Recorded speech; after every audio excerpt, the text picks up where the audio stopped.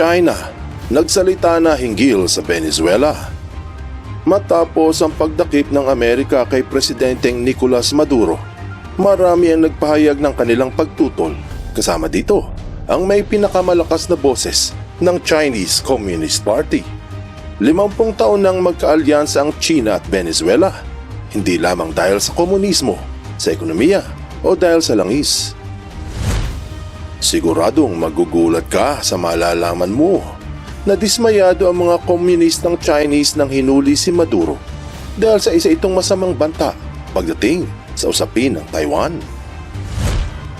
Mayroong mga naniniwala at marami din namang naghihinala.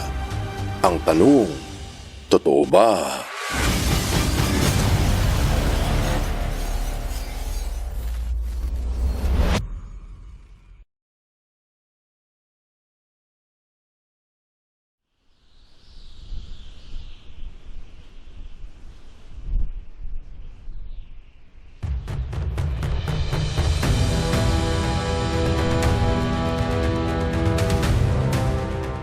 Noon lang 3 ng Enero ngayong 2026, naglunsad ang Estados Unidos ng operasyong militar sa Caracas at nahuli si Nicolas Maduro kasama ang kanyang asawa na si Cilia Flores.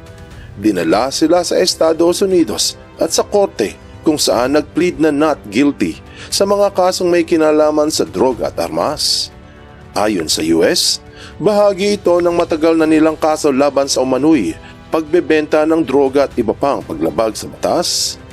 May ilang bansa at organisasyon na pumuna sa ginawa ng Amerika dahil tingin nila nakikialam ito sa soberenya ng Venezuela. Kasama dito ang China. Sa ngayon tuloy ang mga usapan kung ano ang susunod na mangyayari sa pamahalaan at ekonomiya ng bansa. Kailasa marami na may magandang dahilan kung bakit mas dismayado ang China sa naganap kumpara sa ibang bansa. At may kinalaman ito sa kanilang tangka sa Taiwan. Upang matunton kung bakit, kailangan ay bumalik sa taong 1974. Sa mga panahong naging formal ang ugnayang diplomatiko ng Venezuela at People's Republic of China. Tinalikuran ng Venezuela ang kanilang political relations sa Taiwan at nakisama sa mga komunista. Mula noon, unting-unting lumawak ang ugnayan ng dalawa na unang nakatuon sa pagbubukas ng kani-kanilang embahada. Dahil sa nagaganap ang isang cultural revolution sa China, napagtanto na mas maganda ang kinabukasan ng mga Venezuelans kung sila ay kakapit sa mga komunista. Pagpasok ng taong 2000 sa panahon ni Presidenteng si Hugo Chavez at pagkatapos ay ni Nicolas Maduro mula noong 2013. Mas pinalapit ng Venezuela ang ugnayan nito sa China bilang kapalit sa impluwensya ng Estados Unidos. Ito yung mga taong nagsimulang tanggapin sa bansa ang ideya ng sosyalismo. Noong 2001, humirma ang magkabilang panig ng kasunduan sa malawakang kooperasyon na sinundan ng pagbuo ng China-Venezuela Joint Fund noong taong 2007. Ito ay para pondohan ng mga proyekto sa infrastruktura at enerhiya. Sa mga taong 2009 hanggang 2012, lumaki ang kalakalan at naging mahalaga ang Belt and Road Initiative sa Venezuela. At siyempre, kapalit nito ay bilyong-bilyong dolyares na pautang ng China. Base sa pahayag ng Sino-Venezuelan Relationship, na noong taong 2014 ay mas lalong nagtibay ang pagiging mag-alyansa ng dalawa at itinaas ang level ng relasyon bilang isang comprehensive strategic partners. Noong 2018, doon sumali ang Venezuela sa Belt and Road Initiative ng China, ang programa ng mga inchik sa iba't ibang bansa na magpapautang ito para sa mga paggawa ng infrastruktura upang mapadali ang kalakalan. Pagdating ng 2023, inanunsyo ang All-Weather Strategic Partnership na nagpalawak pa sa kooperasyon ng dalawang bansa, kasama ang ugnayan sa enerhiya, agrikultura at teknolohiya. Sa kabuuan, ginamit ng Venezuela ang mas malapit na relasyon nito sa China upang talikuran ang impluwensya sa kanila ng kanluran. Ipinagyabang pa nga ito sa China. Batay sa Ministry of Foreign Affairs, China-Venezuela relations have witnessed comprehensive, sustained, and rapid growth. The two countries enjoy close high-level exchanges and ever-deepening political mutual trust. Sa madaling sabi, dahil sa ugnayang politikal ng dalawa, pareho nilang hinaharap ang pag-asenso. Simula pa noong 2001 naging isa sa pinakamalaking kasosyo sa kalakalan ng Venezuela ang China, lalo na pagdating sa langis. Noong 2010, pumirma ang dalawang bansa ng kasunduan kung saan ang Venezuela ay mag-e-export ng malaking bahagi ng langis sa China, kapalit ng pautang, at tinawag itong Oil for Loan System. Ang ulat sa Council on Foreign Relations na talagang lumawak ang impluwensya ng China sa Latin America. Simula pa noong 2000s, malaki ang naging papel ng mga state-owned Chinese banks tulad ng China Development Bank at China Exim Bank sa pagpapaunlad sa ekonomiya ng Venezuela. Ayon sa mga ulat, aabot o lumampas pa sa $60 billion ang kabuuang halaga ng mga pautang na ibinigay ng China sa loob ng 2 dekada. Ginagamit ng Venezuela ang mga pondo para ipagawa ang kanilang mga infrastruktura, pagpapaunlad ng industriya ng langis at iba pang pang-ekonomiyang programa.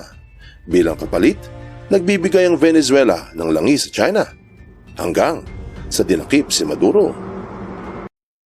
Ika nga, walang forever.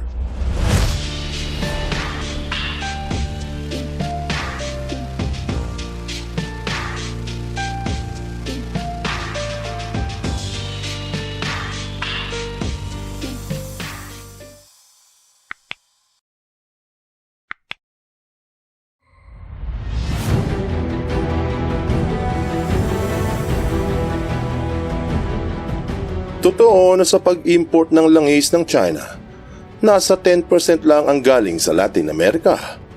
At ang pinakamalaking contributor dito ay ang Venezuela. Sa sistema ng Oil for Loan Deals, binibigyan ng bilyong-bilyong pautang ang Venezuela kapalit ng langis bilang pambayad.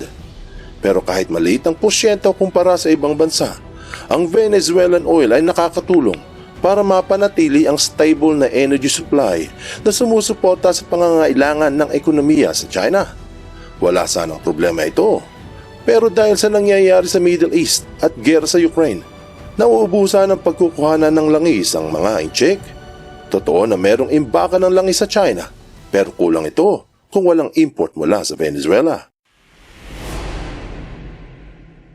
Bukod pa sa langis, isa sa pangunahing layunin ng China sa Latin America ay ang kanilang impluwensya sa rehiyon. Ginagawa nila ito sa pamamagitan ng pagbuo ng matibay na relasyon sa mga bansa tulad ng Venezuela, Brazil at Argentina, gamit ang kombinasyon ng pautang at kalakalan. Ang ganitong presensya ay nakakatulong para mapalawak ang network ng China at mabawasan ang lakas ng Estados Unidos doon. Sa mata ng mga Chinese, hanggat may utang ang Venezuela sa kanila, kontrolado nila ang langis nito. Sa madaling sabi, hindi lang pera o kalakalan ang basehan ng relasyon, kundi pati na rin ang strategic positioning at long-term influence ng China sa Latin America. Talaga namang smart ang mga inchik. Ang hindi alam ng marami ay may malaking problemang hinaharap ang China na may kinalaman sa Taiwan. Ayon sa China Global South Project, maraming netizens ang nagkomento at nagtanong kung gagayahin ng China ang ginawa ng Amerika sa Venezuela, na kung posible rin ba itong gawin sa Taiwan. Tinalakay din ito ng mga Taiwanese sa social media tulad ng PTT at Threads, at pinag-usapan ng mga posibleng epekto sa kanilang bansa dahil baka nga naman gayahin ito ng China. Pero may mga naniniwala na kabaligtaran ang magiging epekto nito, na hindi talaga ito nagpalakas ng loob sa China. Bagkusay, mas lalong naduwag ito dahil nakita nila na walang ibang superpower na nakapigil o nakaalma sa pagsalakay ng Estados Unidos. Ni isang bansa sa buong mundo ay walang nagawa sa Venezuela, Miski ang Russia, na kaalyado mismo ng presidenteng Maduro, ay hindi nakaimik. Ang Iran na kapartner din ng Venezuela ay wala ding aksyon. Kaya kung tutuusin, pati ang China ay hindi nakagalaw para sagipin ng Venezuela na kanilang strategic partner. Masiguradong nagpalakas ito sa loob ng mga kaalyado ng Estados Unidos. Gayunpaman, kung gagayahin ng China ang US at sasalakayin ng Taiwan, buwis buhay ito para sa mga komunista. Dahil kung walang nakaalma sa pagdakip kay Maduro, sino ang tutulong sa China kung magkakaganon?